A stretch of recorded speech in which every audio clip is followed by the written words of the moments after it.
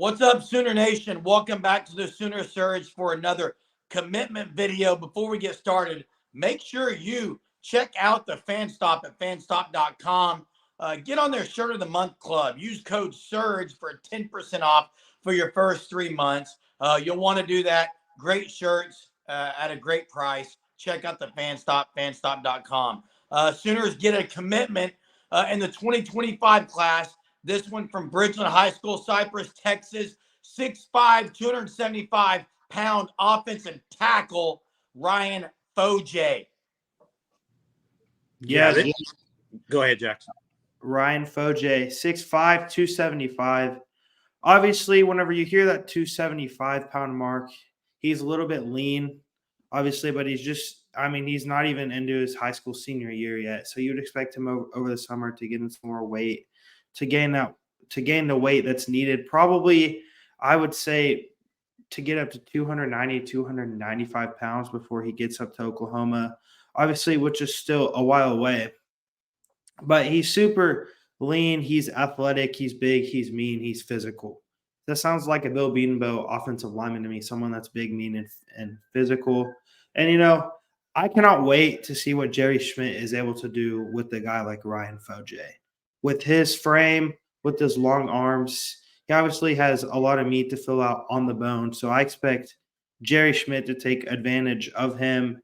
And, right now he's only a low 3-star prospect, but we've seen it over and over and over again whenever Bill Bedenbaugh is able to find these guys early in the process. It's the same with Owen Hollenbeck, who's committed. They have a tendency to rise in the rankings and rise and rise. And maybe, this could be someone or a guy that's the lowest rated offensive line commit in Oklahoma's class, but turns out to be a really good player in the future. Well, let me say something about the rating. First off, he was I think OU was his first offer, and in the last, I don't know, month or two, he's taken off. And Texas, Texas A&M, Oregon, multiple other schools have offered him. They're not doing that if the upside's not massive. And because, yes, maybe he's a 3-star right now. He won't be a 3-star next year. Promise you.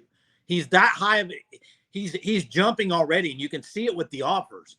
All these schools are not offering a 3-star guy. They see me there as a 4-star, probably as a 4-star offensive lineman. That's why they're making these offers. And that's what I think is huge is after these other schools came in and offered, he said, you know what? I'm committed to Oklahoma now. And I think that is awesome because OU offered him first and OU got him now committed. And that's huge. And I think he's the guy that absolutely loves Bill Bedenbaugh, and that's why he's going there. And we've heard both sides of the equation. Well, I don't know, Bill Bedenbaugh, there's just some guys that maybe just don't like playing. A lot of guys see him as the best offensive line coach in college football, and I think this guy's one of them. And for him to be committed to Oklahoma is huge. And I'm going to go back to a guy named Jaxon Arnold, totally different situation, but he got committed, and then he even got better and better in the rankings. Same thing's going to happen to Ryan Fodje. Mark it down. He's going to rise up the rankings, but he's committed to Oklahoma. It's huge. Yeah, he went to a camp last year at OU, a Brent Venables camp. OU, I believe, offered him in August. And just like you said, Jay, but here's the deal.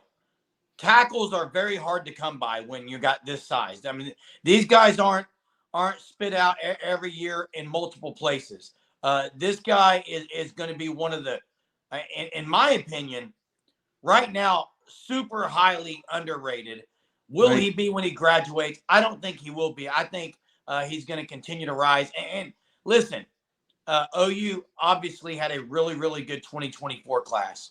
With this commitment of Ryan Fodje, now, and the expectation that he's going to continue to move up the rankings, you put him with a couple of other options that they have in that 2025 class, and all of a sudden, they are stacking classes in the O-line together, which is absolutely huge. But you can't let that go unnoticed that, okay, this guy, he's 6'5", 275, and is gaining traction. He's going to be, right now, he's top 30 in the class. For tackles, yes. For tackles. How high can he get in that class? Top 10? We'll see. But I love the size. I love the athletic ability that Jaxon mentioned, his mean streak, things like that. But what maybe stands out to me most is what you said, Jay. He stuck with where he decided was first, and I think that means a lot. And obviously, this sounds like a commitment that really kind of, I wouldn't say came out of the blue, but it was a shock. I wouldn't say that, on a Sunday morning. I would say I wasn't expecting it. I don't know if the Oklahoma staff even knew it was going to come. Obviously, we're not there. We don't know. But, I think that with Ryan Fodje, this is someone, Jason, I think you talked about he could take a jump similar to kind of like how we saw with Jaxon Arnold, where he just continues to rise and rise and rise. Well, people forget, right? Oklahoma, this early in the class to already have 2 offensive linemen committed is huge. Owen Hollenbeck, who he is someone I can promise you this is my gut telling me he's going to rise into high 4-star status. That dude can play some ball. Ryan Fodje, I'm sure he will probably rise into 4-star status as well. Talk about still Michael Pasusi still left on the board. There's Lamont Rogers as well, who are 2 elite offensive linemen that Oklahoma is currently targeting.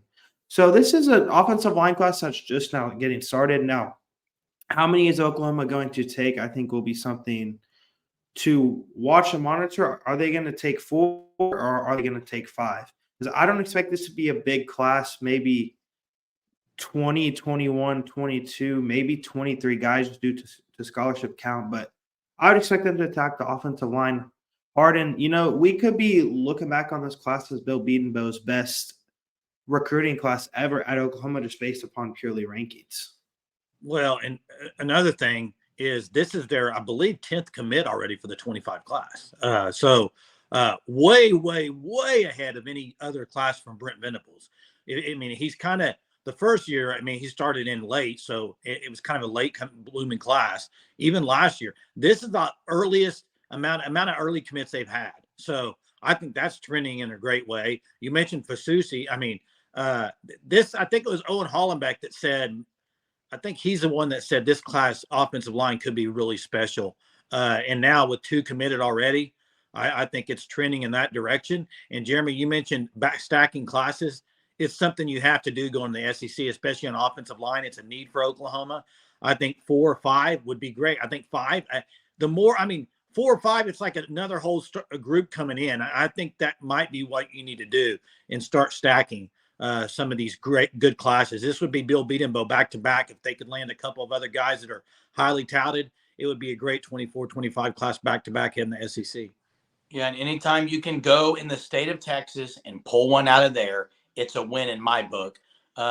Sooners get the commitment from 6'5", 275-pound offensive tackle Ryan Fodje.